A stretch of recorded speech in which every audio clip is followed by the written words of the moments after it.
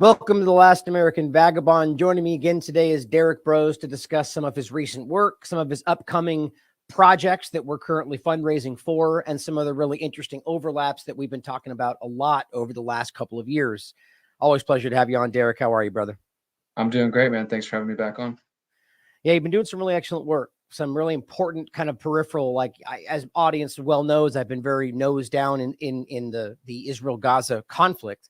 But there's so much else going on. There always really is. And what I keep trying to highlight, I mean, pretty much in every topic I cover, but in particular with this one, is how much these seem to overlap and intertwine, whether it's just simply what that kind of a war situation will do to other circumstances, what happens beneath them, around them that no one's paying attention to, but more so just the connections of these governments and what they've been doing and how interconnected all of this is. So it's just really fascinating. And so let's start with one of these, I think, that really does kind of talk about the global, like where a lot of these agendas are leading, might be leading, or might be used to accomplish something around this. And you recently discussed this is called COP28 comes to an end. What does 2024 hold for the globalist gatherings? So first of all, just, how are you? What's going on? Start wherever you want. But I think this is such an interesting global conversation. Let me ask you that right out of the gate. Do you think that these conversations, whether it's Gaza or even the smaller things people talk about, the burning of larger food processing plants or Lahaina or East Palestine, do you think these things all interconnect in some way to the larger agenda, the Great Reset, climate change? I do. I mean, I don't currently have the evidence for every one of those different situations you mentioned there. I know that Mm-hmm. yourself and some others have spent more time on it. Like, for example, the Lahaina thing. I really didn't dive into it. I saw some things on the periphery, and I've been gathering my research on the Israel-Gaza situation. Obviously, you've been doing great work on that every day. I do think, though, it's the way I tend to think about these things is like, for example, when COVID started, when the COVID, announcement of we have this new alleged virus and people are getting locked down and all this stuff, my immediate skeptical mind was just like, okay, this could be a real event. I'm not one of the people that think that everything in the world is staged, everything's a false Mm-hmm. flag, or everything's crisis actors. I do think those things do happen, but I'm not just somebody that's like immediately fake. I like to sit back and kind of watch. But with COVID, it became more and more apparent that if this was a random event, a natural, whatever, just kind of spontaneousness of life happening, then these people, being the predator class, World Economic Forum, UN, etc., just must be the luckiest people in the world, right? Because this random event, allegedly just, they had no planning, forget Event 201, just happened to check off all the boxes for these agendas that they have, like digital IDs, being able to restrict travel, being able to gain more control for governments, all those different things. So I kind of use that as a filter when I'm looking at any situation. I might not have the document that says we're doing this to fulfill our plans for Agenda 2030 or the Great Reset. But when you can look at the way events are unfolding and you can see like, wow, this clearly serves their agendas. Like this clearly is Mm-hmm. pushing climate change narrative or pushing us further into a digital world or digital identities or internet IDs or and whether that's like the cyber attack claims or all this other stuff, like that's kind of the way I look at it. When you see a situation, even if it seems skeptical, you might not have the evidence to say, hey, this is fake, this is engineered, this is a false flag, whatever. But when you can see that whatever incident it is helping progress their agendas, it's at least a reason to remain skeptical. And kind of in the old school 9/11 truth community, people would argue about whether it was MIHOP or LIHOP. MIHOP Mm-hmm. means made it happen on purpose or let it happen on purpose. And I kind of put a lot of things that we see unfolding, including the Israel situation recently, in one of those categories, right? It's like, they don't have control of everything. There is spontaneity in our world that does exist. There are Mm-hmm. natural unfolding events. And yet we know with the Israel situation alone, they have one of the biggest apparatus of multiple intelligence networks in the world. And so they definitely have a bit more information than the average person. And if they knew certain things were going to happen and they decided, hey, let's never let a good crisis go to waste, or Mm-hmm. let's engineer a crisis so it helps us progress our goals, then they're going to take those opportunities. So we don't Right. necessarily need all the hard evidence to be able to know for certain. But yeah, I try to approach it from that viewpoint. Like, is this situation, Mm-hmm. is this new crisis that they're telling us, is it advancing their agenda? Well, then we should probably be skeptical of it. Right, exactly. But at the same time, not assume because of that it's the opposite, right? Or like this is the Sure. thing that I really keep I'm seeing really pronounced right now, which is whatever your topic you're discussing, it's that kind of like old dynamic that like if the media says it, the opposite's true. And it's like maybe at one point, I mean, and still even today, there's sometimes that lines up, but it's amazing to me that the average person who pushes that can't step back and go like, don't you think they're aware of that dynamic and they can't just play the reverse on I against think us? that's very shallow thinking sometimes. And Yeah. I know we've had this conversation before over the years, but especially in the online internet freedom, truth, whatever you want to say, community, I see that a lot. And I think I kind of place the blame on the shoulders of Donald Trump for that because, for whatever credit people want to give Trump for quote unquote exposing the corporate media as if some of us weren't around doing that before. But in reality, when Trump came along and he started attacking the media, which is, I think, ultimately a positive thing, but he did it in a way of like attacking the fake news, attacking the fake news, and really convincing a large portion of the population that anything that comes out of CNN, Fox, MSNBC, etc., is absolutely fake, absolutely lies, and that's just not true. I mean, Mhm. we can find stories that are on those mainstream corporate websites, and we can verify them in other places and we can choose whether or not you share a Washington Post link or some other outlet. But absolutely, there is now a portion of the population that assumes everything that comes out of the mainstream must be lies, especially if it is bad about Trump. And Mhm. then the opposite must be true, that everything comes from, you know, QAnon channels or whatever must be fact, right? And neither one of those things are accurate 100% of the time. The mainstream doesn't Mhm. always just outright lie. Sometimes they leave out important details, they obfuscate in very tricky ways, and sometimes the alternative media is just flat out wrong and incorrect, or people making up things. And other times we're ahead of the curve and we are reporting on things before the mainstream even acknowledge them. So it has to come back to like rooting yourself in a foundation of critical thinking. Right.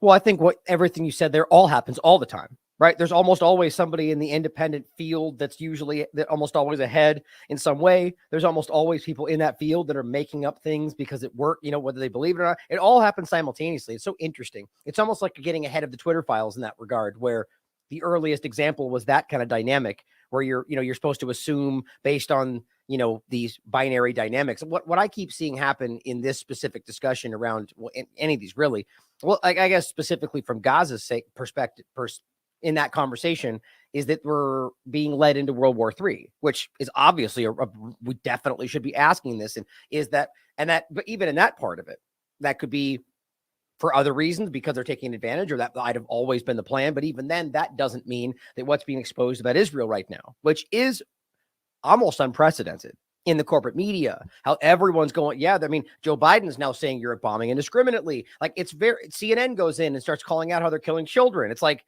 yeah, trust me. I'm like, what the hell is happening right now? But it's It is a still, weird thing. but I still acknowledge the point that what I think they're highlighting is true. And back to your point is that the most important manipulations in history, and always the ones that are most effective, are usually the 90% truth, 10% lie, but that most important Sure. lie.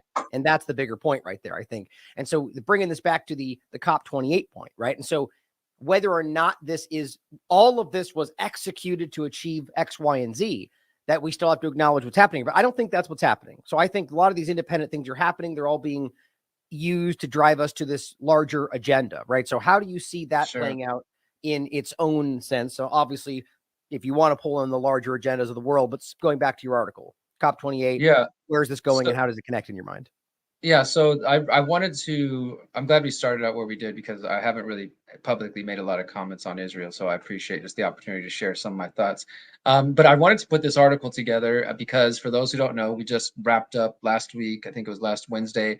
The COP28, which stands for the Conference of the Parties, the 28th meeting. They started this in 1992 when there was the infamous Rio, Brazil meeting where we really first saw the kind of mainstream public unveiling of the environmental movement and talk of climate change and things like that. So here we are for the 28th meeting. They met for, I think it's a 30-day meeting, at least 2 weeks. No, actually, it was 2 weeks, November 30th to, I think, December 12th or 13th. And so you had almost 200 officials from different nations and different for one, I want to say this. I didn't even get into this in the article, but James Corbett made this really good point recently in one of his Substacks that, for one, when you understand the language, COP28, Conference of the Parties, right? So they're not saying the Conference of the Nations, the Conference of the Mhm. States. They're kind of using some legalese and word magic here to refer to the nations that are signing on board for these agreements. They are parties. right? So they're not even saying like the United States as a nation has agreed to this. They're just saying, oh, the parties who are party to this agreement, right? Mhm. And there's definitely some kind of legalese happening there, which I think is setting up a bigger picture, which I'll talk about in just a moment. But I just want to make that clear. So when they talk about conference of the parties, they mean the United States, Brazil, India, et cetera, et cetera, et cetera. They're just not saying it in those words. The signatories of the agreements, the parties, the conference of the parties, like this is the way they like to play those kind of word games.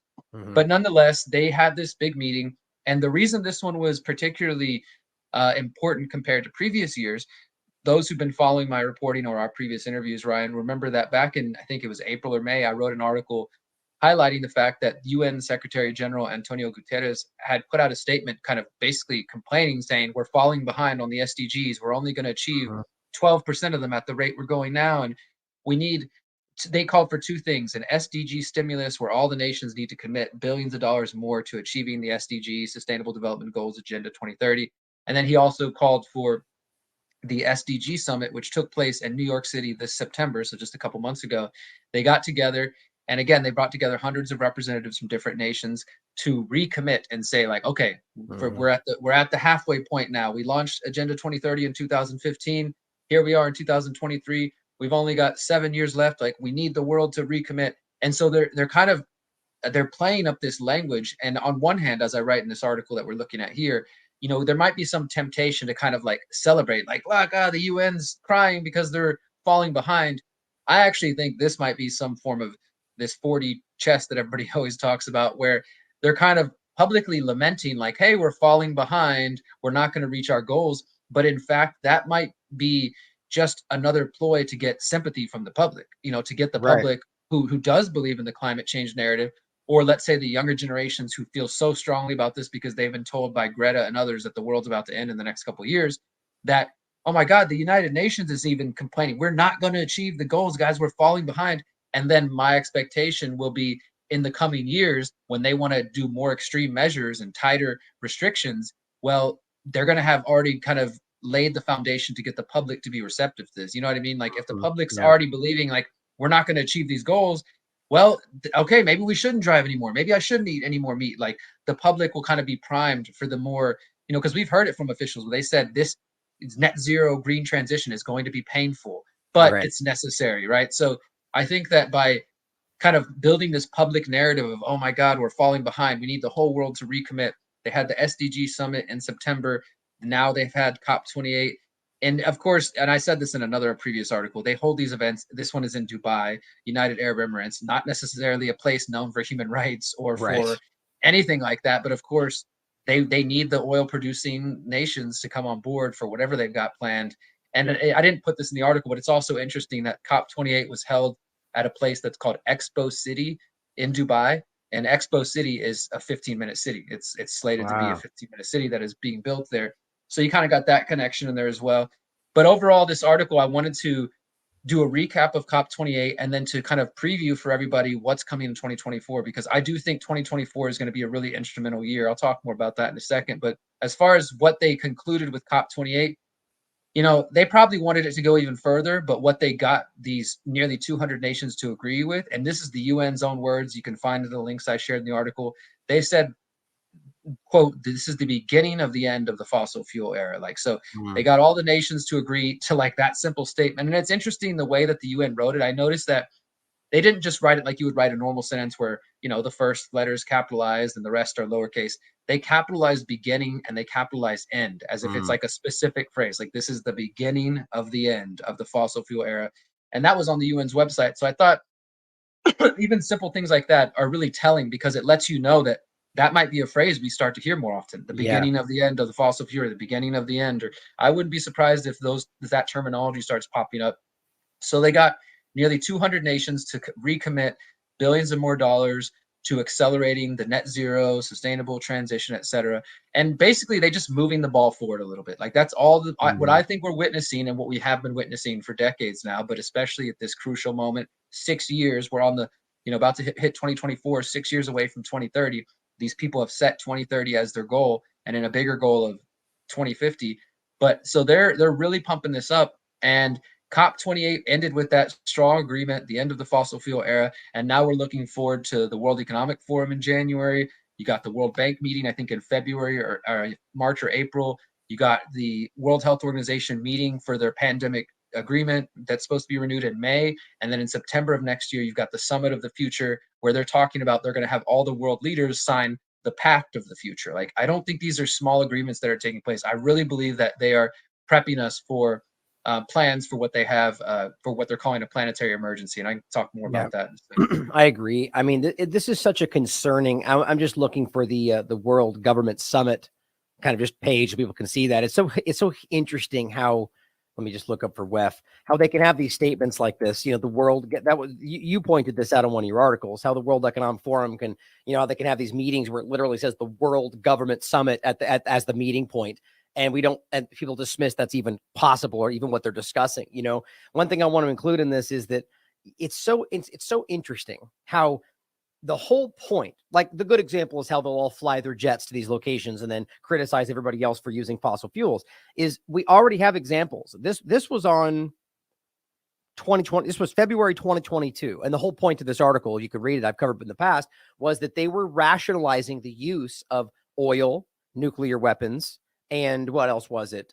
Fossil fuels in general. As long as you're using it in the interest of fighting for freedom, then it's ESG compliant. Like that's literally what the article discusses. Well, we have to use oil and weapons because, well, we fight for freedom, and in doing so, we make the world better in that way. So it's like, my God, like it's just such a blatant ploy, you know. And so the bigger point for me, the thought process and all this is, I'm of the mind that going back to that article you mentioned, this one here, in regard to them worrying, like saying, okay, we haven't met it. I actually, my gut tells me this is probably more real than it's not. That they're at a point where, I mean, it's obvious. You can look at China, for example, or other countries that aren't even remotely going in that direction. And so you could tell that it's going to become, even if everyone they agree with or is in their plan goes along with it, it's still going to end up becoming like this world war scenario where they have to feel, the argument is they have to force China's hand. Otherwise, we're all going to die. Like, you can see where that goes. So my thought is that this is sort of like, we're not doing it. People aren't meeting their obligations, almost like a scare tactic to drive people into doing it. And I really think that it's not ever really about meeting these goals. You know what I mean? Like, I agree. Yeah, at the top level, I think they know this is not really about saving the planet. And so really it's just absolutely. about driving action in this sense, you know? And so that brings it back to the whole larger point about the climate change central role in all this, which is an illusion. Like, I don't even know how we're not really engaging with that, honestly. I guess it's just like with the COVID-19 game, where the evidence has been there. It's staggeringly obvious, and we all just kind of argue with these screamers online about it. But the reality of the carbon, I mean, if we're still allowing them to use these things as the largest polluters and we're the ones being carbon taxed to put gas in our car, it's obvious it's not going to make any effect on it, you know? So how Yeah. good. You know, Yeah, I comment was on gonna that. say, like, I mean, well, I think you're correct that this is probably, there is some reality that they are not achieving their goals. I definitely think that that's true. You know what I was saying earlier, and I think you're kind of adding to it as well, is like that they're not meeting their goals, and they know that, and there is truth to that. And at the same time, they're going to use that to scare up and drum up as much, like, we're falling behind. This is why we need to go more fast, and we need to do extreme. Governments need to do, Green New Deal, whatever. And we already know that there's a portion of the population who has accepted fully all of the things that they're told about climate change. Like, and kind of like you were saying a moment ago too, this is one of the issues I have with even writing about climate change, because similar to COVID, Right. it's like, do I want to spend every article every time I mention COVID saying, by the way, guys, here's all the reasons you shouldn't trust COVID? It becomes an exercise of its own just to communicate these things and every single means. And obviously our work reaches a lot of people, so that it might find a person who's like fully on board with the climate change narrative. I have a lot of friends Mhm. who listen to what we're saying and who see the scary parts. They're afraid of the UN now. They're afraid of Agenda 2030, but they also do care about the environment. They also, and so they kind of have like, they're like, I'm not sure what to believe. I see what you guys are saying. I do think this is going bad places, but they also don't want to just throw the baby out with the bathwater and just say, hey, let's just pollute the environment and destroy it. And I don't think that's what any of us are saying. But the Mhm. problem is, and this is, I touch on some of this towards the end of the article, but this is what's important to understand the roots of the modern environmental movement and the climate change narrative, the World Economic Forum, the United Nations, and their connection to groups like the Bilderberg Group and the Club of Rome, going back to the 50s, the 60s, and even earlier. Klaus Schwab and his connection to Henry Kissinger and his connection to the Bilderberg Group and to all these folks. We're dealing with the same agenda. And it was the Club of Rome who, by the way, were some of the first people back in 2019 to start saying it's time to declare a planetary emergency. It was the Club of Rome and their paper, Limits to Growth, that came out in the early 70s, which was presented at the third annual World Economic Forum meeting, where they specifically said, we've come to the conclusion that humanity is the enemy, that we have to convince people that it is humanity that is a driving force behind all these ills and all these negative things. That was in the 1970s. So here we are 50 years later, and they've made some pretty good progress by pushing this narrative. And they've gotten us to the point where even trying to have a conversation with somebody about anything skeptical of the climate change narrative will immediately get you dismissed, shut down, anti-science, et cetera, et cetera. So, in some ways, they've kind of won that battle. Like, I think that as far as the mainstream narrative, maybe not everybody fully buys into the extreme version of Greta, like we're going to be underwater in 5 years or whatever. But generally speaking, if we were to go around and, kind of do a public poll and ask people, do you believe in climate change? I would think most people unquestionably would say yes, even if they don't really know what that quite means. And they've never looked at the science and this and that, how it is with a lot of things. So in some ways, the World Economic Forum, the Club of Rome, this whole cabal of people have been very successful in advancing their narrative. Well, let me ask you this. Is interesting is what I keep seeing is in any agenda we're discussing where these entities, these elitists will use the idea. It's sort of like the point they make all the time where they're not just murderers, they're murderers who act like they're saving the lives of the people that they're killing, right? It's like this almost like second, exactly. I don't even know how you describe that. And so in this case, it's like, I think what is happening is almost what their actions are in fact literally creating the environmental damage that they point at to justify the actions they're taking, which in fact don't solve the problem. So it's like this, and so it ends up being this, it's not as if we're not hurting the planet. Like, so their agenda is achieving two different things. In one sense, it's creating a mindset of people that think they have to within 30 seconds, save the planet or we're all going to die. But then the actions they're convincing them to take are in fact making it worse. You see what I'm saying? And so people then ignore this as if, well, we don't how do I describe this the best? It's that we're like, okay, climate change is like, to your point, climate changes. So it's the illusion of what they claim that means in regard to carbon and how we have to remove the carbon, but we are destroying the planet as a human species, but their solution is not the solution. Their solution is adding to the problem. But what it effectively creates is a world where people like in the right wing of the conversation, I would argue, address this as if there is nothing to be solved. You see what I'm going with this? I mean, what are your thoughts on it? How in the hell do you get past that? That's the two-party illusion right there. We are in a weird feedback loop, and this is really some brilliance. And the way you mentioned there too, it's like not only are these people, pretending to save the world, but they're actually people who are screwing up the world. It's some real psychopathy. It's like some real narcissistic thinking of not only like promoting themselves as the heroes, kind of give us all this praise, look at us like we're the important people, and meanwhile they're supporting narratives and actions that are destructive to the environment, to speak of war and to speak of other real actual environmental degradation. I mean, that's kind of the thing too. We might get into this in this show, but one of the articles I wrote previously was about pesticides, just as an example. Well, guess what? The Biden administration expanded the rules which are allowing more pesticides into the food supply and affecting male sperm count, but also the Trump administration did it, right? So that's an example of a real environmental problem that, hey, there's poison in the environment and it's causing men to have lower sperm count. And that was helped by both administrations, left, right, Republican, Democrat, right? That to me is like, if we could get people fighting over stop them fighting over the kind of surface level stuff, or arguing over just climate change is not true the way they're telling me, so I don't care about the environment at all. Screw them. I'm going to eat what I want. I'm going to pollute like I want. I'm going to do whatever. Because there are definitely some people who take that path. And we got to get past that and be able to say, hey, they are lying, and there are still things we can do to help the planet and to maybe leave the next generations with a livable planet that don't have to involve giving up your liberty and your privacy. Yeah, and in my opinion, think of that as if they're doing that in order to get you not to take action, right? Like it's like this is the real 4D chess. Like this is the real 4D chess here. This is the point we were making in the beginning. Is it's like they understand that people in the two-party paradigm have this binary thinking that if it's the reverse of what they're doing, and this is exactly the game that's played. Where, that all of a sudden the word sustainability is bad. And so you fight what they're doing and inadvertently are doing exactly what they want you to do. It's infuriating because I quite frankly think a lot of people play into that game because it's profitable. because it gets them attention. They don't really care. But there's a lot, I think the majority who fall prey to those people, the Tuckers and the Elons of the world, or, examples on all sides. I just think the right's playing a prominent role right now in the conversation. But yeah, it is unnerving. Do you want to get into the pesticide article now, or do you have any more points to go over on the COP28 since you brought Let that me up? just hit a couple more on the COP28 and then let's get into that because I do think it's worth mentioning.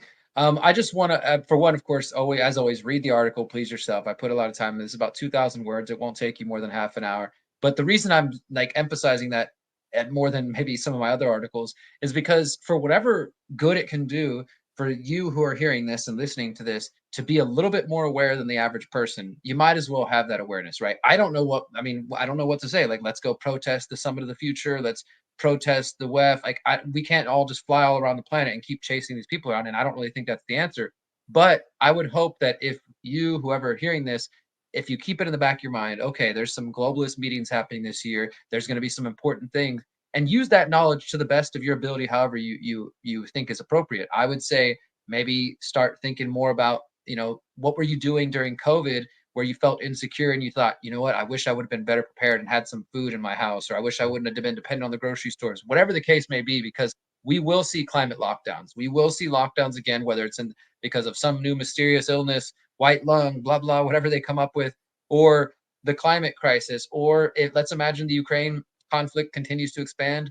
Israel is obviously big. We're waking up this morning and CNN's telling me that North Korea just tested some missile that could reach the US. Like, there's a lot of stuff out there, and whether any of it's real or propaganda or going to be used for real consequences, add on top of that cyber attacks and all this stuff. My point is, and as I talked about in the article, let's start with the World Economic Forum meeting. The last 2 years, they've been talking about the poly crisis. We're moving into the poly crisis, a combination of environmental degradation, war, COVID-19, et cetera. Well, in their 2024 meeting, which is happening in January, it's all about rebuilding trust. Of course, they're still focused on trust. They recognize that the people do not trust them. And one of the questions they asked, they said, will this be the year where we solve the poly crisis, or is this going to be the era of perma crisis? So this is like their new terminology they're using now. So now we're going to be in just this permanent state of war and the environment's fine. Like, I think that they have to ramp up the conflict, the fear porn, in order to go back to the UN thing, to get people to accept these really extreme, painful measures that they are promising we're going to have to do to save the planet. Like, we're going to get to a time where push comes to shove and they actually, governments start implementing some radical changes to meet these Paris agreements, Agenda 2030. So the World Economic Forum is a big part of that. They're focused on rebuilding trust. They're talking about perma crisis. We don't know who's coming yet or any of that stuff. I'm sure we will. I'm sure I'll write an article about it next month. But I'm also focused, I'll just throw a shout out, I'm also focused on the Greater Reset, thegreaterreset.org. We're still focused on we're going to be meeting again for the 5th year in Mexico at the same time as they're meeting in Davos, Switzerland. But I encourage anybody, I'll write an article, I'll catch you up on what they talk about, but instead of obsessing over them for 5 days, tune into the Greater Reset. You can actually hear some solutions. And that might be more valuable than just sitting around and us obsessing over what they're doing. I write these articles because I want you, the public, to be aware of what's coming up and what's going on. But I also would hate for you to just be living in fear, like, oh no, Klaus is meeting today, we're screwed or whatever. We're not screwed. There's so much potential. There's so much opportunity. So check out the Greater Reset. That's in January. I don't have a lot of details about the IMF World Bank meeting, but I'm sure I will as we get closer. The only thing I will say about that is the Antonio Guterres, who's Secretary General of the UN, as well as what's her name, Kristalina Georgieva, the woman of the IMF. I can't remember her full name, but they have been saying that it's time for a new Bretton Woods movement. It's time for a new financial moment, and for those who know, the Bretton Woods meeting took place, I think it was 1944. It established the IMF, it established the World Bank, and it basically established the modern financial system as we know it. Well, I also reported last year that in France, none of the American media reported on this, but Macron gathered 50 different heads of state for what they called the Summit for the Financing Pact of the Future. Again, they're putting all the pieces in place to establish a new financial system, which will be a quote unquote nature-based economy, which is basically just going to be them monetizing and further raping natural resources, as far as I'm concerned. So I expect that there will be big news at that IMF World Bank meeting happening in April. And then, of course, most people are familiar with the World Health Organization the last couple of years, this pandemic treaty.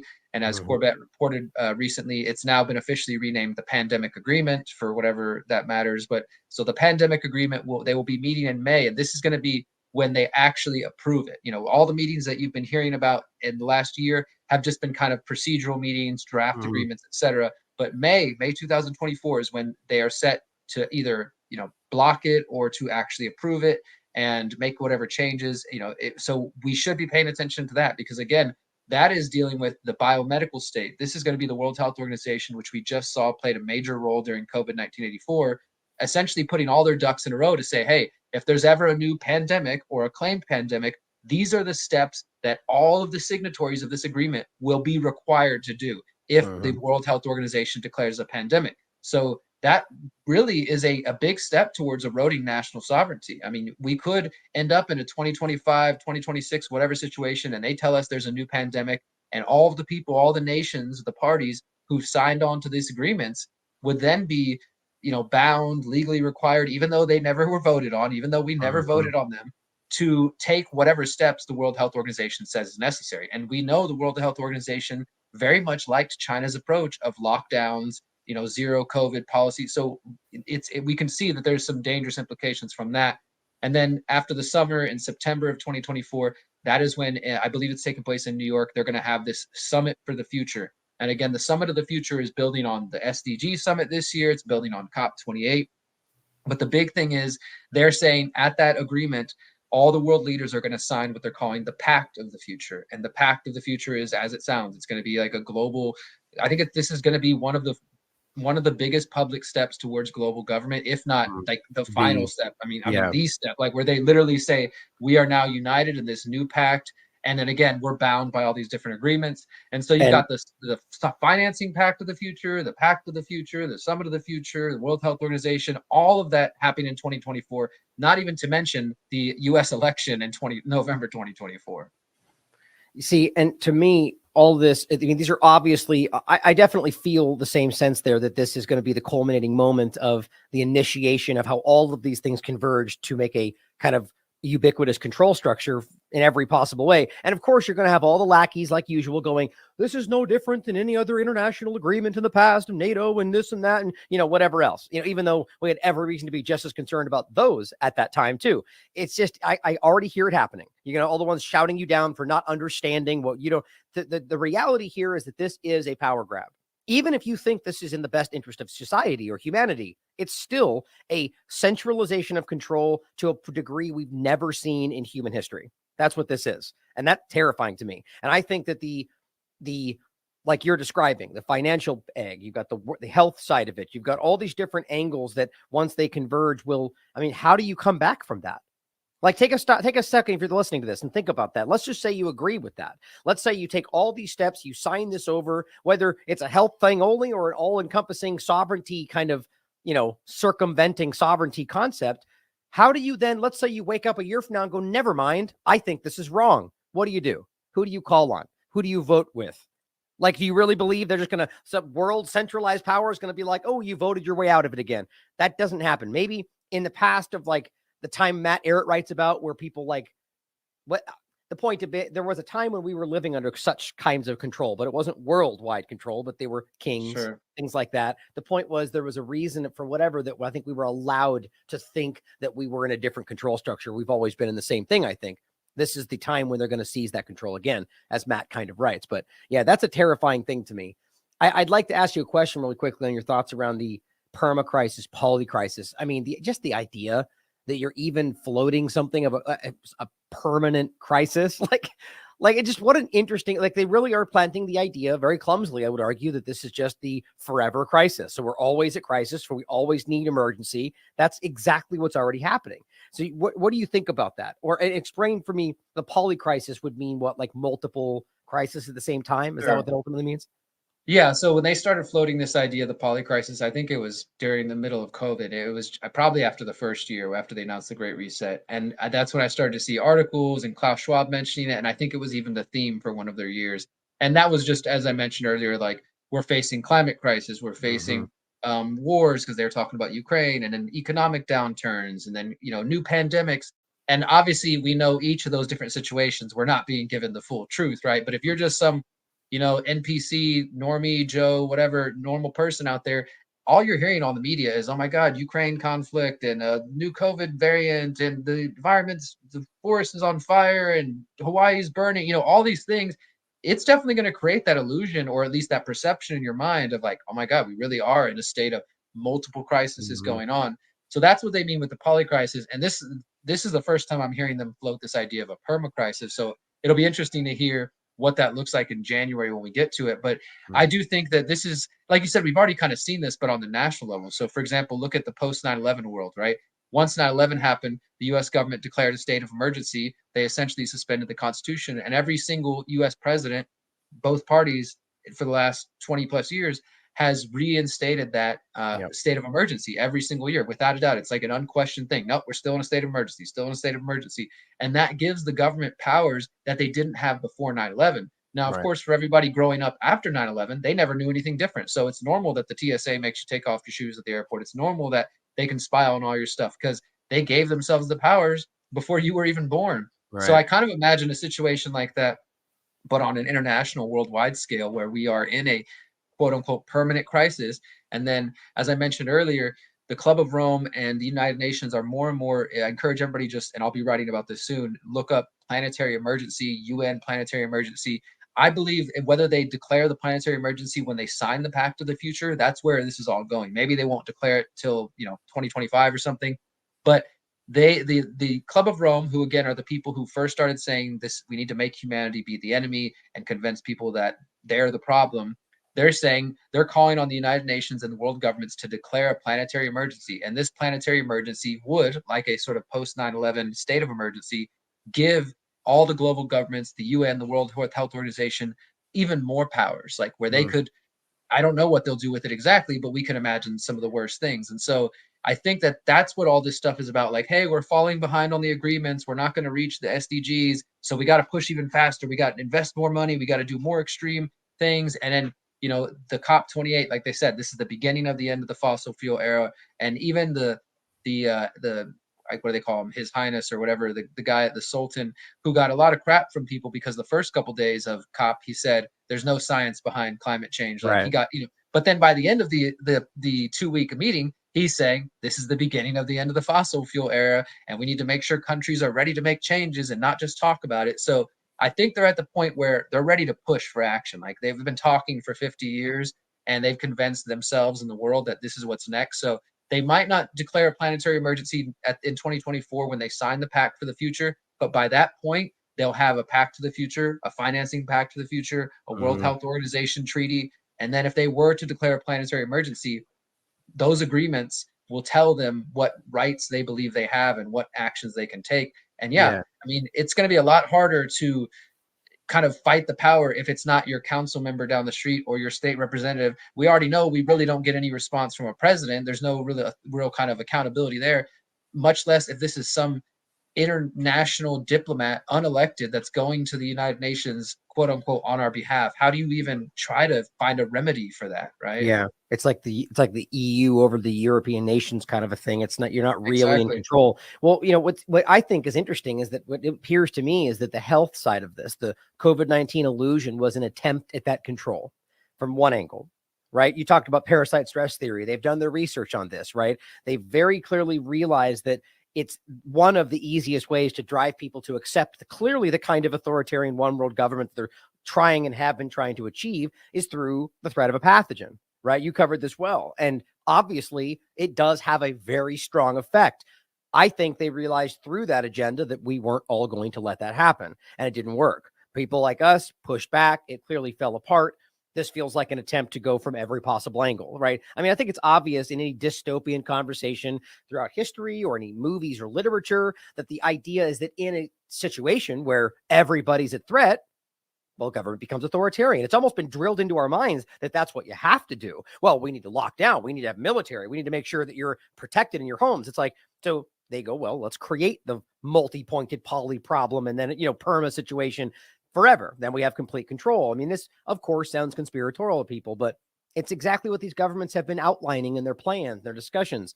And I think, and I'll use this moment again to point out, and then we'll jump to the next conversation about what I think this embodies. And I think what's obvious almost now even their actions in the world government stage seem to align with what I keep thinking makes the most sense, is the combination of all of these things and then an event that pulls them all together, right? So right now we're at the poly crisis. Well, what event will bring you into the perma crisis, right? For the constant forever. And my thought is always, I'm sure you've heard me say before, is the idea that right now we've got all these multifaceted overlapping agendas, the war front, the kinetic wars, you've got the biological pathogen issue, you got the cyber attacks and the technology.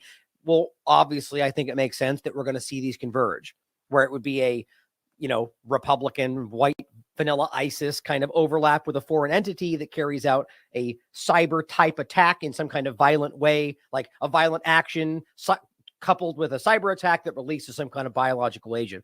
Now, I've said this many times, you know what I mean? But I feel like that just is too like lately we keep seeing them do the things that's like, well, that's exactly on the nose. Like exactly like the one perfectly thing, a little too obvious, but exactly. So I have any thoughts on that being like a lot, you think it's too much on the nose, or how do you see that playing out? I do think you're correct that, I mean, this is the purpose that the false flag tool has played in the predator class, toolbox for decades now, if not longer than that. We know that this is how they use fear to get the population to submit to, or to just cower in fear and let them do whatever they want. Like, help me feel safe again, whatever. I don't care. Go after the bad guys, fix the thing, lock me in my homes as long as, everybody's safe. I absolutely think we are going to be, I don't like to make predictions of any kind, but I mean, I think we called it to some degree when it came to 2020. I wrote articles warning people not to fall for the trap of what was coming in after the election 2024, that they were going to use the sort of division between Trump and Biden, and the fact that Trump's people have been convinced that, he's going to be screwed one way or the other, and the other side has been convinced that Trump's literally Hitler. And I do think he's a dangerous person, personally, I want to say, but I think he's more dangerous than Biden. Biden's just a puppet, but I mean, they're both ultimately puppets. But nonetheless, like, I expect something like we have not seen before in terms of division. I think we're going to see fighting in the streets again the closer we get to 2024 election, like we saw back, a few years ago. It's kind of cooled down or calmed down, but Trump is going to increase his rhetoric. So that's just on the election side, not to mention all these other meetings and things going on and talk of new variants or this or that or whatever. I absolutely believe we are going to see another false flag type of event. I don't want to speculate what. We've been hearing about cyber attacks for years now, cyber Polygon. Of course, I mentioned just this morning they're talking about, oh, North Korea can hit the U.S. with a missile. So there's a number of different false flag ways. There's so many different things that they're kind of amping up and talking about again. I don't know what is going to be the quote unquote one crisis, and I think maybe it won't be anything, right? That's the whole point of the poly crisis. It's too many things going on. And then I did want to say, what you reminded me, or will make me think of, like when we were talking about permanent crisis and just keeping people in that, it honestly brings up kind of thoughts of 1984 and the role of Winston, the main character in 1984, was to like change the newspapers or whatever to make it like we're always at war with East Asia. No, we've always been at war with West Asia, whatever. But what you kind of gather from just the bits and pieces that we learn about the bigger world is that there's permanent crisis going on. We're always at war.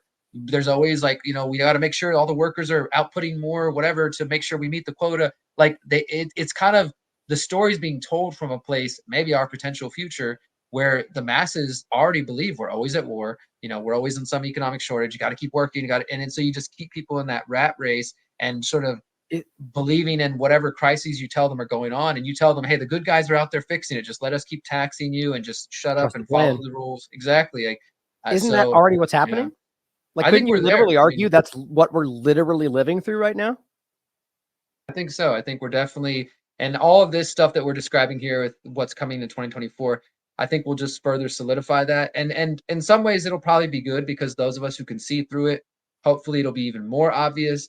But those who are indoctrinated, I think, are going to be even further pulled in, or those who are just living in the fear mindset, like we saw with COVID. There was some people that no matter what you said to them, no matter how much documentation, science, etc., like they had already been traumatized at the point where they couldn't even hear you.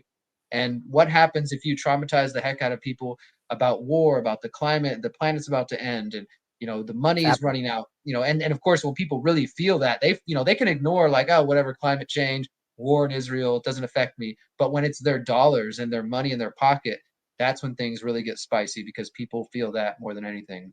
Yeah, yeah. And I mean, I think that's literally happening right now in every possible angle. You know, they're desensitizing, dehumanizing in a very disjointed, jarring, shuffled way where it shifts this one, then that one, then Russia, then and it's happening in an expedited fashion. As much as it's not day to day, it never used to be like this month here, that month there. Like it's really even the COVID-19 conversation. It's just really aggressive and rapid. And to be clear, and as you made clear in your follow-up statements, what I was saying was not that there would be a right-wing person that would care. It would be a false flag. I thought that was just to make clear. I didn't think I said that. And that would be my opinion is how that obvious thing plays out. But who knows? Multiple agendas. And again, I don't want it to seem like I'm predicting that as much as that's essentially what it is. It's just a hypothesis. And I could give you 14 different hypotheses that would line up in the same way.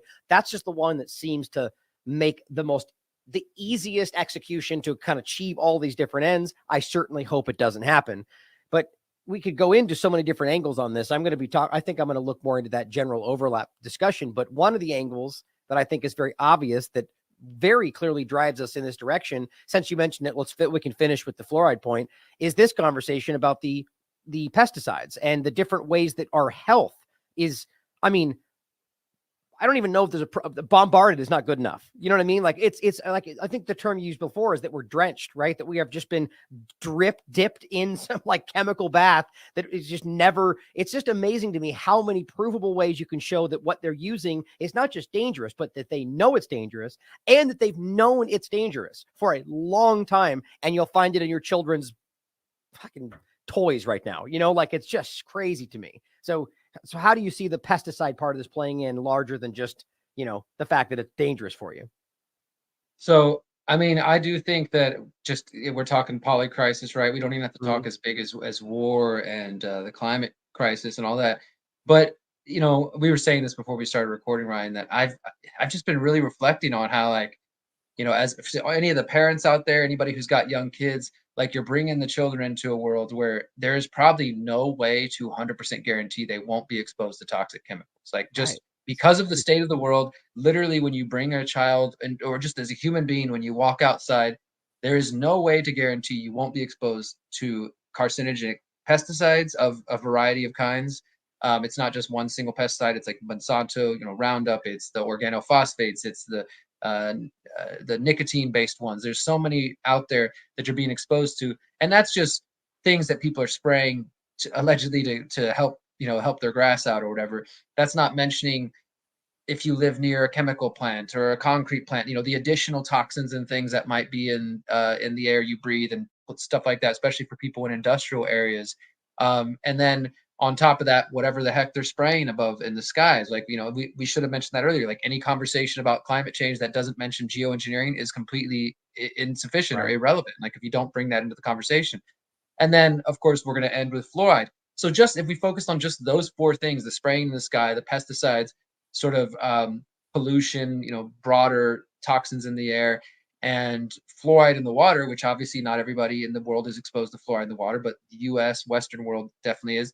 Just those things alone, not adding, even your diet to the equation and what you might be consuming there, that alone is causing everything from hyperthyroidism to hypothyroidism to knee problems, kidney, liver issues, IQ problems. I mean, it's just such a mountain of things. And this article is just focused on how we now have more evidence. And of course, I've written quite a few articles over the years. So this is that's why I titled it Yet Another Study, because it's like, hey, we got mountains of evidence. What is it going to take for somebody to do something about this? You would assume something would be done. Mm-hmm. But just more evidence that pesticides that are widely used, and in this case, they're organophosphates, the ones we're focused on here, and also known as NMC insecticides, that these are widely used and they're showing adult populations, male populations have lower sperm concentrations. And not only just kind of like, hey, there's a lower sperm concentration, but the researchers themselves were kind of almost unusually like pointed in their warnings, because sometimes scientists tend to be more conservative. They don't want to come out and like make a big broad statement. These scientists were very clear, like, hey, we have overwhelming evidence. There's clear, like they said, reproductive toxicants in the environment. They also mention endocrine disrupting chemicals, and this can, as I mentioned, it can affect your age, your nutrition, your lifestyle. There's so many different things here. And the big point, I guess, I want to really just kind of make sure everybody goes home with. The second half of the article I just titled Trump and Biden exacerbated this problem. And this is an important point for anybody who's still stuck in the left-right paradigm, or maybe the last few years because of the Trump deception have been pulled back into the left-right paradigm. And you think it's only the leftists, only the Democrats who are the bad guys. And, Trump and the Republicans can do no wrong. But in fact, guys, when you look at this, back in during Trump's administration, during the 2017s, you had the EPA talking about these same pesticides, particularly one known as malathion. And malathion has basically harmed over 1,800 animals and plants, which are supposed to be protected by the Endangered Species Act. And this was in part done through the Trump administration. When Trump was president, he was getting sued for this, for changing the rules, allowing the EPA to increase the amount of this particular pesticide that was being used. He's still being, the U.S. government's now being sued. Obviously, Trump's gone now. But the point is, Trump implemented policies that directly empowered the pesticide industry. So that's not freedom. That's not liberty. That's corporatism. That's, statism. I don't think that's anything to be proud of. And so he's getting sued for it. And at the time we had, I'll just quote this one, you had the director of Californians for Pesticide Reform say, quote, "It is unacceptable to ignore the range of well-documented dangers with this outdated class of organophosphate pesticides. Malathion is one of the most dangerous pesticides still available on the market." But it continues. We go further into 2021. Biden's president now, right? Maybe Biden, he cares about the environment. He's going to fix it, right? He's going to reverse it.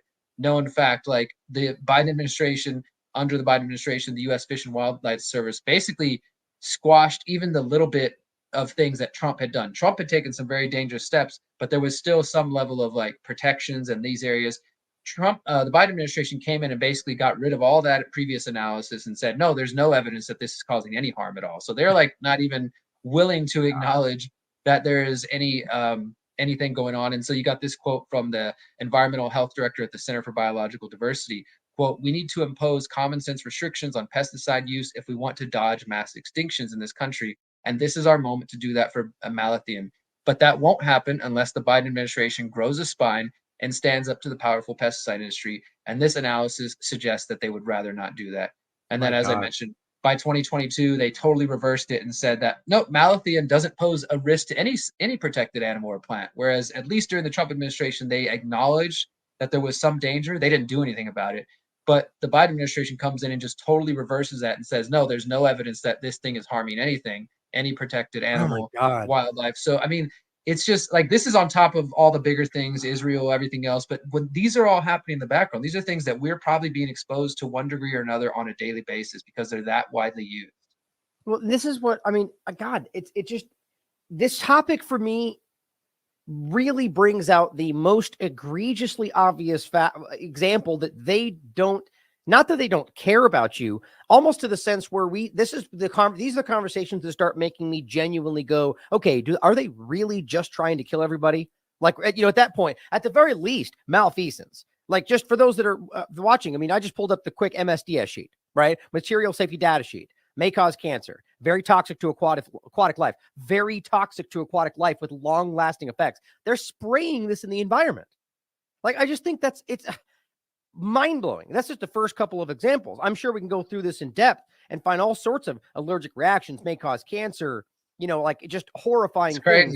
It's crazy. I could take more time on it. But my point is that, this is one example, and it's not only, and they know, so what we were going to discuss as well is, we've talked about, this was one I covered, where they were spraying the New York pesticides down the streets. Remember that recently happened? It's a common thing, but then I go in to find out the ones they're spraying are provably dangerous to children, to animals, to all sorts of stuff.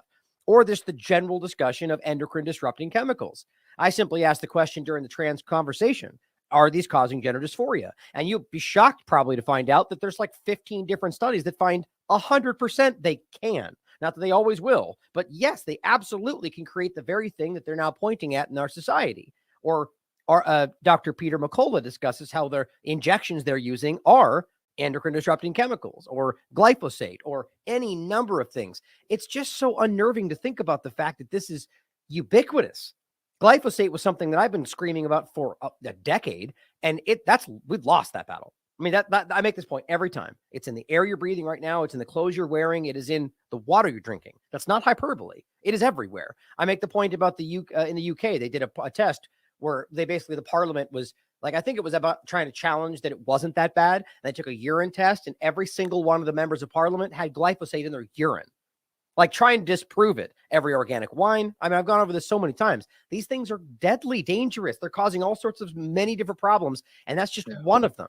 With East Palestine, we talked about dioxins or PFAS or benzene, and all of a sudden we're like, wow, benzene's super dangerous. We can prove it. Turns out it's in your children's toys and sunscreen. Oops. You know what I mean? Like, how do we not recognize? Go ahead. It really is no, I mean, I think that the outrage is well placed here. And in fact, I wish we had more people who are outraged and not casually going about their lives. Like, I mean, I hope that people with that outrage, we got to find ways to push back. And look, I'm not a government guy per se here in terms of thinking government's the answer, but I do think that there are certain situations like this that it's like these things should just be outright banned. Like, I mean, I hate to even say, like, let's give the government power to ban anything, but when we have the evidence, like even just the simple things we went over here, you know, we could do a whole show just going into malathion or just organophosphates or neonicotinoids, all glyphosate, etc. We have lost that battle. I mean, when you recognize how pervasive these various chemicals are, we're just talking about pesticides right now. We're not even getting into the other classes of chemicals. And all, you know, it really is, it makes me sad. It blows my mind that, you know, you mentioned the forever chemicals. Another thing I've been getting into recently, it's trying to understand, is like the lead in the water, realizing that most major cities in the US still have lead pipes that are hundreds of years old that are actively leaching lead into the water. And that's something that in the mainstream, they'll admit lead lowers your IQ. So let's say you got lead pipes bringing your water to your house that you're showering with, you're cleaning, you're eating with, and you got fluoride in the water, and you got pesticides being sprayed around. The kids are going to school. You know, the guy who won the $1 billion lawsuit against Monsanto was a school groundskeeper who'd been spraying glyphosate his whole life, and he got cancer. But I'm sure those kids got exposed to that same glyphosate as well. So it really is just, I don't know. It's an overwhelming topic. That's why I wrote about it, because when I see those things, I'm just like, why is this not front page? Why are we not like, why is there not just like an alert goes out to all the schools? Hey, parents, new study comes out. We want to do everything we can to make sure your kids are not being exposed to this, because we've got hard evidence showing that it's going to lower your children's sperm count or lower, you know, IQ or whatever the case. Like, if people care so much about the kids as they like to claim, why is there not more effort to protect them and just everybody, but especially the kids, because we know that they're growing up being exposed to this toxic soup. It's really, it is mind-boggling. It's frustrating, and I hope people will at least share the information out so that more people can try to be adequately prepared however they can. Yeah, I agree, man. You know, I think the problem is that so many people, like the average person, wants to believe that if it's not being discussed, and I hope to God, and I really do believe that that's a dwindling number, quite frankly, not the majority anymore, but that thinks that if they're not talking about it, if it's not on CNN or Fox News, then there must not be a problem, because they wouldn't just not talk about it. Like, that's a problem that people think like that. But the idea being that it's so obvious that, so you have these things that are dangerous, that we can prove are dangerous. And it's not just some like lack of understanding. Like, it's a conscious choice because of corporate interest, because of lobbying. Like, this is not even getting into like the real conspiratorial aspects, just simple money playing a role in the minds of these people that are acting like they fight for you, who end up leaning in the direction of the corporate interest because they end up on the boards of these companies. And like, that's just the basic broken, corrupt, decrepit reality of our system. Then you add on the darker and aspects of this and what that means, but you don't even need those to prove to the average person that they don't care about your safety. It really does make me mad. You know, I was trying to find your, you wrote an article in the past. I'll try to find it included about that exact point, that I think most states in this country are, you know, not just Flint, I think, or something like that. You titled it, but it's an older article, right? It's a couple years old.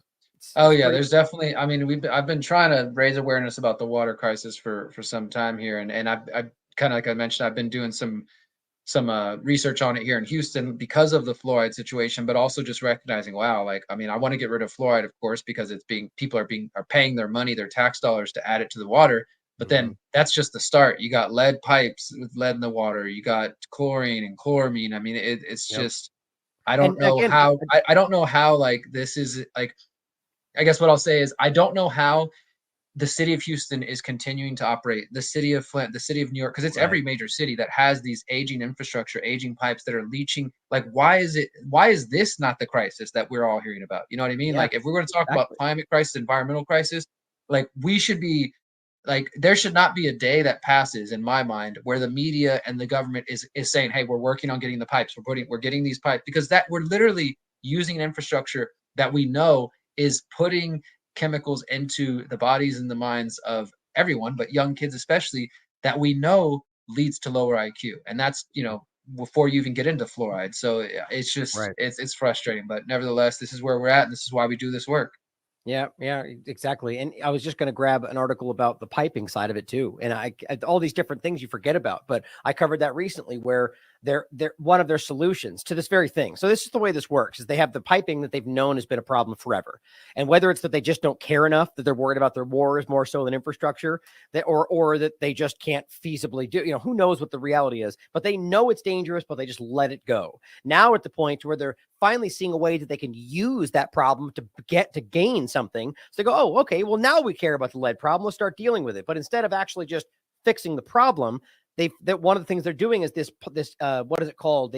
Where they basically insert this pliable piping that they then heat. It's a ceramic thing they heat after it gets inserted through the piping, right? It's wildly toxic. Their argument is that once they heat it, that's when all the bad stuff happens. But I proved in my coverage of this that once it's heated and set, it still has all sorts of chemical bleeding. But the craziest part was, this is where I caught wind of the story. They pumped this stuff in, and there was a school, 200 yards away from where they were doing this. They literally had to evacuate the school because kids across the school started vomiting violently. You know how serious that is when something that dangerous, all of a sudden start vomiting reactively. Like, that's crazy. And the point was, they turns out that's happened like 3 or 4 times. Like, think about how crazy that is. I'll find that included as well. But so again, no fixing it. It's because that's probably more profitable, easier, quick to do. But so let's finish with the discussion of fluoride, because I obviously Let me add one thing to that real quick. I know we're getting the floor, but just the only thing this has come to my mind recently too. Like you said, like they either allow the infrastructure to get so bad or they just ignore it or whatever. I also have, back to our conversation earlier of like, does everything happen randomly? Is this benefiting them, etc.? There's a part of my mind that is like, if you let the infrastructure get so bad that it's leaking lead into the water and people are being negatively impacted, of course, the people are going to want something new. And this might be the perfect time to bring in more smart city infrastructure with sensors and this and that. We're going to fix the lead problem and bring in all the smart city tech. So I just wanted to add that. Right. Well, I mean, that's that manufacturing consent. I mean, that's a very common tactic to, make. I mean, that's one of the things we've been talking about in the Great Reset in general. You let it get bad to the point to where it can rationalize the fact that you can't just fix it. You have to destroy it and rebuild it. And of course, well, now that we're doing it, well, let's make it the best. And that's when all the overlap of the technology comes into it. But yeah, it's a disconcerting reality, and one of the most obvious. And really one of the most painfully obvious parts of this, this been talked about for as long as I've ever been doing this work. And I think it's been provable that long that fluoride is a dangerous byproduct that has no real benefit at all for anybody consuming it. But on top of that they know that they've been pushed. We can get into the whys, but at the very least, because they'd otherwise have to pay to dispose of it, where now they're making you pay to put it in your water. So give us a quick background on this work, why that's important, and then let's talk about what you're trying to do with the trial. Yeah, absolutely. So, I mean, as you said, like we've had evidence. I've been researching fluoride since 2010. The evidence was there then, and honestly, I've learned quite a bit in my research just this year of doing, work preparing for this trial to resume and stuff. And the fact is that there have been scientists warning about fluoride lowering IQ since at least the 1950s, pretty much right when it began. And thankfully, we got to a point in 2016 where the Fluoride Action Network and the Food and Water Watch and several others as plaintiffs decided to sue the EPA, Environmental Protection Agency, because the EPA denied their petition. They basically filed a petition under the Toxic Substance Control Act, which was passed in 2016, and it allows citizens to go to the government and say, hey, we believe this substance is toxic. You need to regulate it or ban it. So the Fluoride Action Network filed a petition. The EPA denied it, ignored it. So then they filed a lawsuit. That was back in 2016. Here we are, 2023, going on 2024, and we're still not done with this trial yet. But in the summer of 2020, it actually began, and of course, everything was locked down then. So I started reporting on it for TLAV in June, and then it wrapped up in August. And it was taking place in San Francisco, but everybody was on Zoom. And I just followed I've done quite a bit of court reporting. It's kind of a different specific type of reporting because you got to be just ready to like catch as many things, especially when you're not sitting there listening to Zoom where you can screen record and listen to later. Like if you're there in person, you just got to be writing as fast as you can, getting all the notes. And there's a lot to it, but I do enjoy doing it because, and I think it's important work because whether we're talking about the fluoride trial or any other trial, you're not going to get the full picture if you're not there in person or if somebody's not reporting live in person, because the mainstream is just going to give you the top headline of the day. As we've seen with this fluoride lawsuit, this fluoride trial, there has been no mainstream reporting at all. The only reporting we've found from anything that could be slightly considered mainstream would be Bloomberg Law, which is not really even mainstream. It's like a division of Bloomberg that focuses on legal cases and stuff, and it's like subscription only. So it's not like being seen by that many people. There has been no major reporting by any of the corporate media outlets acknowledging like, hey, the fact, which is like, you don't have to necessarily say fluoride is going to kill people, even though we have the evidence for the IQ harm and all that, but at least to acknowledge this is a historic trial. The thing that the CDC claims, one of the things that the CDC claims is the top health achievement of the 20th century, along with vaccines and everything else, is now on trial. And there are Harvard scientists and some of the most credentialed professionals when it comes to this science warning and talking about the data they found. And even just in that first year of the trial, my reporting showed that we know it lowers IQ, that Harvard scientist Philip Grandjean said that he was threatened for his conclusions about fluoride. He said that the fluoride lobby has taken over the World Health Organization. I mean, there's so many little bits and pieces of nuggets that came out because I was following this case. And essentially what happened is at the end of 2020, it got delayed. They said they wanted to wait for some more studies to come out, including that study there. They were waiting for the National Toxicology Program. But as we've learned since then, the National Toxicology Program, they still have not publicly officially released their report on fluoride, but we have two draft versions of it from May 2022 and September 2022, where these scientists at the National Toxicology Program, in their own words, say that the study was done, it was ready for public release, and their conclusions were that fluoride does cause lower IQ in children, in addition to many other problems. So that we have that information, the government's just refusing to make it official by releasing it. And then we also have, through emails that were released through the trial, we saw that the head of the Health and Human Services, Rachel Levine, was involved, as well as some other officials, was involved with blocking the release of this data and this information. So, I mean, we have clear examples here that this chemical is a toxin, as we've known before, but now it's in court records. Now it's in federal courts. We've got federal government scientists fighting to get their science to the people. And we've got different U.S. government officials doing everything they can to block the release of that data. And so that's all been going on in the background. And now where we're at, the judge, Edward Chin, has, they're finally going to have the second phase of the trial. Basically that since that study never came out, the NTP study, we have the draft versions. The judge said, okay, we'll look at the draft version. You can bring back some witnesses. We'll look at any new studies that have been done since 2020. And it's starting again January 30th in San Francisco. It'll now be in person, and it's going to run for 2 weeks, January 30th to February 14th. And since we're going to be in person now, and they're not even doing Zoom anymore, so there's not even an option for me to do it remotely. I am going to be going in person to San Francisco. It might not last the whole 2 weeks, but that's what the court has kind of slated for that time. So that's kind of where we're at now. And the goal with this article is just to remind everybody, like, hey, this is still going on in case you forgot. And, I kind of list just a little 4 summary points, which I just kind of covered, of some of the past reporting, because I do think there's just, I like everything we've covered here today. Like, why are more people not talking about the pesticide issue? Why is this fluoride trial not front and center? I mean, besides us, and I got to go on the high wire with Del Bigtree, a few other outlets, there really has not been any coverage, of course, from the corporate media, as I mentioned, but even very little coverage from the alternative independent media, when this could be, I know there's a lot going on, but this could be a victory for us. If this trial goes the way that it should, this could spell the end of water fluoridation in the United States. Now, it's very difficult to even imagine something good like that happening because there's a lot of forces going up against, the people trying to wake people up to this.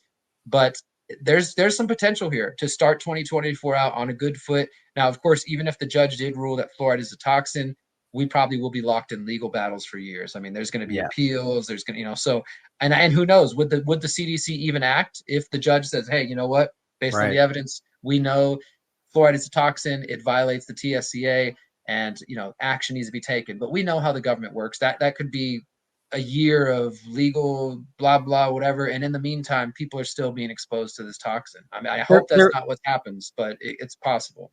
Yeah, they think about this, guys. They're literally going to be using, if that's the case, your tax dollars to fight to keep you unhealthy. Like they really think about how that looks. That this whole time they know this is dangerous, and they have a vested interest in keeping this in your water. Like it just these are these examples that really highlight what the real structure is. Not every individual with their individual actions, but what the government as an entity is. It is not about your safety or your interests. I mean, at one point, maybe, but it's so blatantly obvious with stuff just like this. And that's the craziest thing to me, as Derek just outlined, right? That what we're talking about here is that the information has already been revealed. It's been leaked. We already know what they're fighting for you not to see. And so that means if Derek can see it, if we can publish it on TLAV, if others, and Dell and others, David Knight, for example, gave TLAV and you a shout out, was talking about the work recently. David Knight, who left InfoWars, they had kind of a riff. But so the idea being is that it's all there. So ask yourself, if it is there and we can prove it's real, and it is, it's not debatable, where are the bigger names? Where are the corporate media? Like, this is something that should matter to anybody who genuinely is interested in exposing this truth. But of course, this is how this tends to go, the flow of information, right? This won't matter for people in those fields until it's something that they could probably benefit from, or that it's something that they're allowed to look into. The point is just, again, demonstrating our value, demonstrating Derek's excellent work, and being ahead of this story so far that you'll realize that he was years ahead. And this is not about like Derek's opinion on what fluoride is. We're talking again about information coming from a government report that proves all the things he's been saying, the IQ issues, and even worse, the the toxicity in general, and it just doesn't do anything. In fact, again, they fight to keep it in your water. I mean, it's just so mind-blowing to me, and I'm willing to bet you, as soon as this becomes something prominent, hopefully it does, either way, that's a win. But mark my words, it's going to be something that Tucker Carlson or somebody like that briefly points to, gives you half the story, and then probably fights for some other angle for why it still should be used from some Republican reason. Like, that's what I keep seeing, like the AI conversation. And maybe we can finish on this if you'd like to comment. Now the Republican side of Alex Jones just had Natural News, Mike Adams on, and they were literally arguing about how this AI is bad, but here's how we can use AI to fight back. And again, I'm never one to dismiss that conversation using the kind of tech, but it's interesting for me. AI of all things, I think, is I'll use some tech to fight back, but that kind of concept, I'm completely on an absolute no-go kind of mentality. But I think that's an interesting step, and to show you how it all of a sudden becomes the thing that was absolutely not possible is now, well, because the right-wing people say we might consider it from this angle, now suddenly it works, and the same in the left. Anyway, back to the fluoride. Go ahead. Well, if you want to comment on that, Yeah. I've been all over the place. No, it's good. I mean, I definitely could foresee something like what you're describing there, where we get to a point of, I mean, because the thing is, even people like Alex Jones, he was one of the first person that I heard talking about this back in 2010. I don't hear him talk so much about fluoride anymore. And obviously his views and his approach have changed quite a bit. He went from being the person warning everybody about the left-right paradigm to telling everybody to stay in the left-right paradigm. But nonetheless, I think that there, funky stuff like that could happen, but at the end of the day, we have the truth. We have the information. I hope we get some more coverage. I didn't see the David Knight coverage, so shout out to him. He does good work.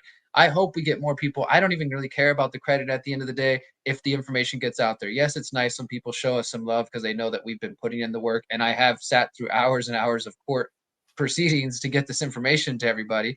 And that is tedious and sometimes mind numbing. But I'm prepared to do it again. I want to make it clear to everybody, I am going to San Francisco. I will be representing TLAV. I'll be going every day to the trial, which is, as I said, it's 8 till 5, pretty much depending on how long it goes. So I'll be in there taking notes. If they'll allow me to bring in my computer, I'll try to live tweet, things like I did before. And we are raising money for that. I'm grateful to see Ryan was showing me we're almost to $1,000. We're aiming for about 6,000, and that's just kind of, we're going big for it to let everybody know. I've already bought my flight from Mexico, where I live, to San Francisco. It cost me about $900. So the money there, that reimburses me for the flights cost. That's great. If we could raise even more money, we would like to get a hotel or something so I can be comfortable and safe and do the work I need to do for the potentially 2 weeks that we're going to be out there. And then it would be nice to be able to eat a little bit every day as well. So, I mean, this isn't going to like buy me a new car or buy me some new shoes or anything like this.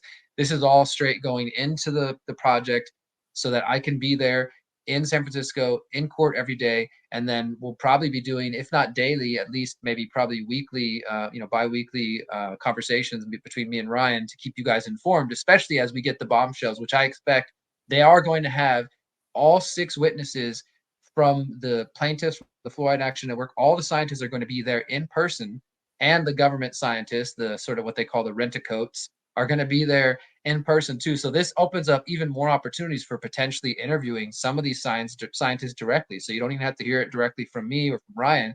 We'll talk to the scientists right after they testify in court and say, hey, can you tell the people what you just said in court and why they should be concerned about this? So there's a lot of potential here for getting some good content, producing, obviously I'm going to be producing a number of written articles. We'll be producing video reports, interviews, articles. Maybe it'll end up turning into a little mini documentary, depending on how things go. Because as I said, this could be the end of water fluoridation, or at least a major step towards ending water fluoridation in the U.S. So anybody who's got $5 extra, we appreciate it. I appreciate it. Like I said, it's all going into our fund here, so we can make sure to give you guys the best coverage. Right. Well, and in general, I would like to add point though, and it's this always ends up being it's so interesting that we even have to have the conversation about credit. It's to be clear, obviously everybody wants credit for their work. I think it's interesting that we're even at a point where people, it's like almost like a naughty word to act like you want credit for your work. It's so interesting. But to be clear, my point was not about the credit. It's about the fact that in like, for instance, we do a cover something, whatever that may be, a topic, and we all the source material, we break it all down, we give you all the tools to be able to dive through it yourself, and then it gets covered by somebody else in a gigantic platform with a brief right wing angle with no source material. To me, it's predominantly important that we have the tools to be able to understand these things for yourself. My point being is that with the work you've been doing and the information that you've compiled, like going back to just this in general, about this, the overarching, all the amount of work you've done on this thread, like all these different things, all have source material, all have things you can prove for yourself, as opposed to one stop kind of like, here's the story of fluoride and how it worked from a larger platform. Like, that's my concern. Obviously you deserve credit for your work. That's a given. Like, the fact that that's even debated is ridiculous to me. And not that that's what you were saying. Appreciate that. Yeah, no, welcome. I think I like credit as much as anybody else, but I hear what you're saying. But again, it's so important that we don't come at this from a left or right limited hangout type of view. And that's always why I think it's important that we focus on that, as opposed to waiting for them to wait till it's safe. Like, we all saw how COVID-19 went. There's 1,000 of these large people that waited until it was safe to jump in, said all the things that were needed to be said. They got all this attention from people that were still afraid to even look at our work until they could, that's how that works. And they got limited information, and they're operating on limited, in general understanding in general. But anyway, that's where I think it's get going. So sorry. I just want to say, I think that is problematic. I'll just wrap up with this, because this isn't the first time, and it won't be the last time we have this conversation. I would point to another example, which particularly annoys me still to this day, and that is the SPARS pandemic and InfoWars reporting on it and claiming that they broke the story. And, again, it's the internet, right? We borrow and take things, but I very much just, as a journalist who takes himself seriously, if I am sourcing Whitney Webb's research or somebody else's research, I'm at least going to mention them and link to their article, even if I'm building off it, to make sure people know, hey, I didn't find this out of nowhere. This isn't my original reporting. I might be building on it, adding some context, but here's where I found that piece of nugget, So those things are nice. I think it's a courtesy that not everybody in the independent media understands or cares about. But I know that we have been ahead of the curve, you particularly with your reporting on COVID and now with Israel. And I've done my best to, continue to be a credible deep dive journalist who brings people stories. I'm especially the things that I talk about. This is November 2020, pretty early on in the COVID stuff. I strive to write about things that not everybody is going to be talking about. That's why I look for the stories like the pesticide one or the fluoride one, the Utah ritual abuse. There's been so many things that we've broken over the last couple of years, and maybe with time, credit will come. Maybe it won't, but at the end of the day, if you guys are getting the information and you're helping us out by sharing this information, that's what really matters to me. You know, we can argue about credit once we beat these people. How about that? Yeah.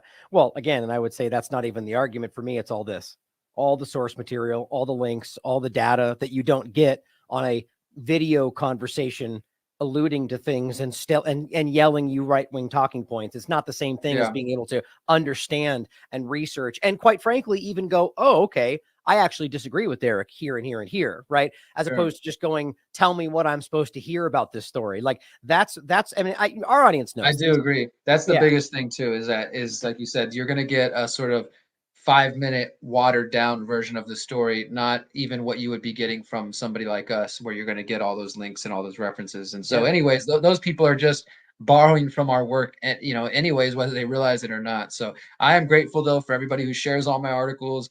And I know some of them can be long, and some of you enjoy long articles, some of you don't. But to every one of you who takes the time to read my words and to share it, I just want you to know that I do greatly appreciate that. And we see the number of views, we see the number of shares, and every single one of them is appreciated. Oh yeah, man. Exactly. A good note to end on. I mean, we are reaching people, and again, like honestly, the last thing I truly care about is I mean, I don't think I would be. I don't think I would do very well with fame, quite frankly. I think I would probably be very unhappy. So I'm happy to be the person that's doing the work that is important and the peripheral. To be quite frank, like I don't think I would do too well with overwhelming attention. I think it's not in me, but I think this is important because it's honest, and the work behind it comes from a place of integrity. And I'm speaking about you in particular, Derek. And I think what you do, it is an obvious shining through reality that you care about what you're doing. And so I hope to see more coming in that regard. And I'm looking forward to the fluoride trial itself. I'm actually really excited to see what comes out of that in the real time information. And hopefully we see a win here, man. I mean, genuinely see some kind of positive step to make sure people realize that there are good people fighting for good things. And you're one of them, brother. So thank you for your work.